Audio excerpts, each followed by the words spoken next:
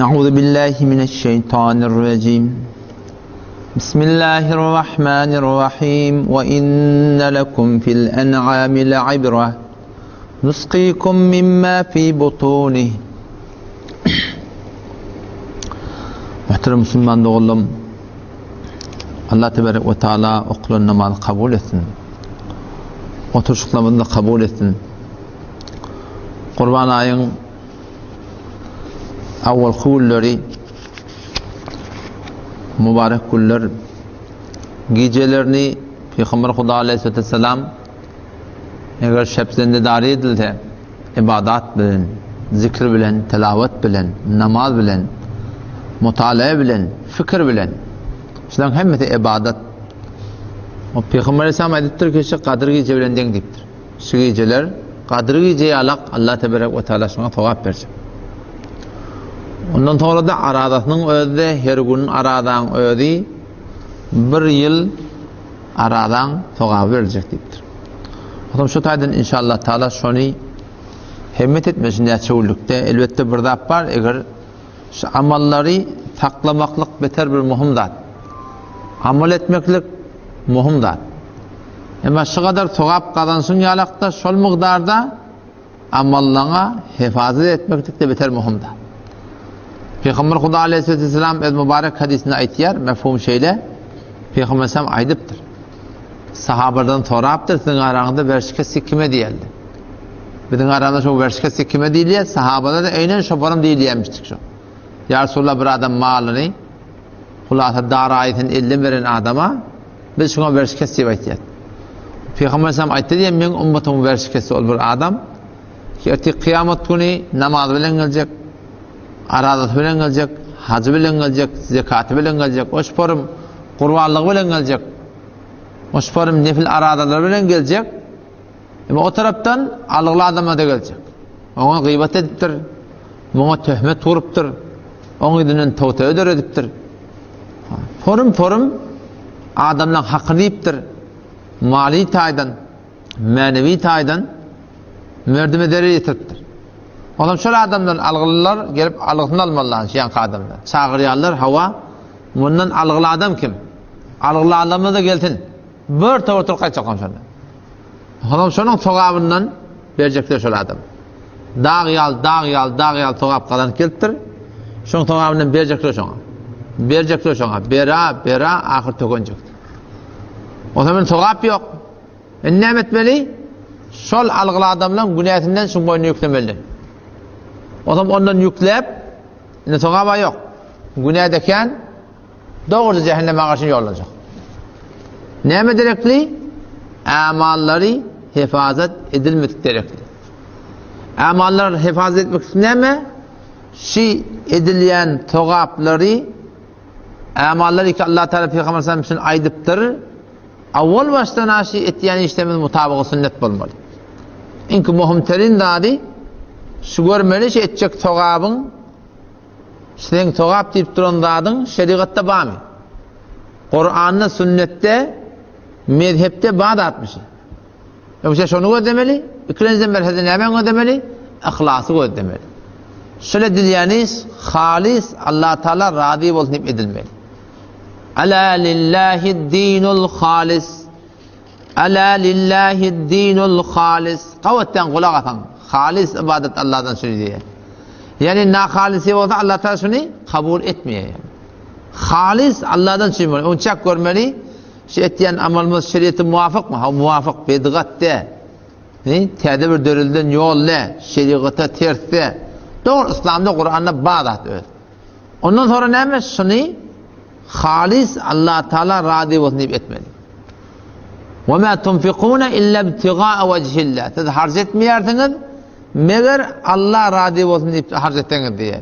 Yani sizin harc edeniniz harc etmediğin yerine dedik diye. وَمَا تُنْفِقُونَ Siz harc etmeyersiniz illa meğer bir vakit harc edeninizin etibarı var. İbtiga وَجْهِ اللّٰه Allah razı olsun deyip etsin şununla sokak bayıp. Allah razı olsun deyip etmedik onun Müslümanlığın bir de sokak yok. O zaman şu tarzdan amalları hifazet etmeklik beter muhimdir.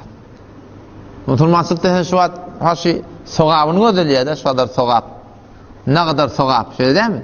Ama o kaptallan eğer şol amallar kabul olmasa, şol amallar kabul olmasa yöne kuğur yöne okulan namaz tutulan arada da kem min musallin lem yezud minallahi illa buğda. Peygamber'den cebesyar namaz okuyarları ba keşön namaz ol Hudaydan daşaltı ediyor. Namaz Hudaya yakınlıkmadan veri Hudaydan çalışın diye daşaltı ediyor.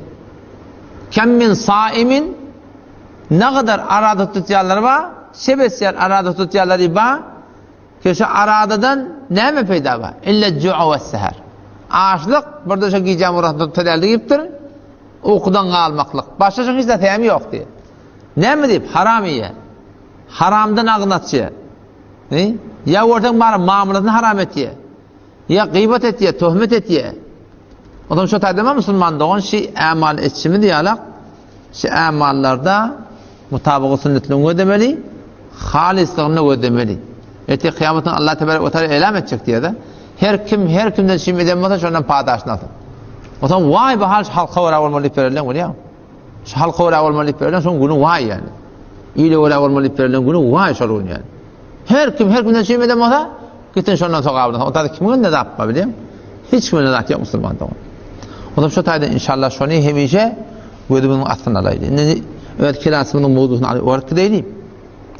Ki Allah Tebarek ve Teala Kur'an'ı okuyan ayetinde ve inne lekum fil en'ami la'ibret deşi çarpa hayvanlarda tüsümür ibret badiyesini. Nusqikum bizi içriyat sonun min beyni ferti ve dem tedik bilen ganın arasından lebenen süt içriyat dedi. Halisen saf tadı süt saigan içen adamlarda var yokumlu. Allah Teala'nın kudreti. Şu an bizim eneminin gevretindeki süt nereden çıkıyor? Allah'ın emri de nereden gelen Allah biliyor. Ama mal ganakin Allah belli ediptir. Min beyni fersin ve dem. Kan, portip parayan kan ve terek şu ikisinin arasından Allah Teala'nın emri şey. Aksa süt çıkıyor. Vallahi Tebarek ve Teala sılatları bizden çim yaratıttır. Şey vallahi bizden çim. Vallahu ceallekumul en'ame. Şey vallahi bizden çim yaratıttır. لِتَرْكَبُوا مِنْهَا bilmeden çim ve minha ta'kulun bazıhına imeden çim Allah Teala bizden çim yarattır. Şu mahluklar orada bir yalan mahluk iki kulağı var, iki gözü var. Bizden edafa ne kadarlığı ne mi? İki tane ayağı da var. Şey değil mi? Bizden kâraya giyerler. İçerine kâraya geçerler. Ama Allah Teala ve Teala bize şunu musakkar edip koydu. Ne bizden çim?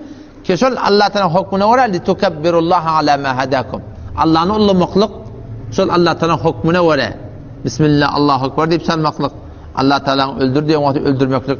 O şoför manakım Huday Teala'nın hükmüne göre şoları istifade etmeklik. Şimdi Müslüman doğanım öten asam kurunun izine var edeyim. Kurbanlık neyemeden çalmalı? O zaman ya koyun mu olur? Ya geçi olur? Yoksa da sığır olur? Yoksa da düğe olur? Şimdi koyun kuduyunu koyun geçi ne mi öyle? İki nefer çalmalı. Bir nefer. Geçi bir yıl olmalı. Koyun yani eğer 6 ayda olanmasa bir hakkı etiğanı kavi bir yıllığı demeyin de var ya. Semiz dayav o da bolyan. Onda bir müşkül yok. Yani eğer yankı malgara sığır öldürme olsa düğü öldürme olsa arada ne adam gerek? 7 adam gerek. O şey 7 adamın da niyeti hiç fırgayeti et bolmalı. Fakat halis Allah razı olsun diye kurban salmalı. Ne kadar adamlar şu an boynuna düşene hatta kurbanlığını. Boynuna düşmeye de şu an koşulsa ayıbı yok. Hetmin boynuna düşen koşulsmalı. Boynuna düşmeyen adam da var. Ama nefli çalıya da öyle. Garip günü var. Yani kavlette sol üle giriptir. Hetmin marahim vacip bolayan adamlar bir ülede bolmalıyan gurun yok. Sonra çalıyarlar yönüne mi? Hemmenin niyeti şu. Kavatla bolaya bir diyen 5 ot çalıyarlar. Bir tağri 4 ot çalıyarlar. Bunda da bir irat yok. O kalan sadakati yönüne mi? Huda için çalmasın. Hemmeti Allah Teala razı olsun saltın inşallah. Olam Allah Teala'nın inşallah makbul olur.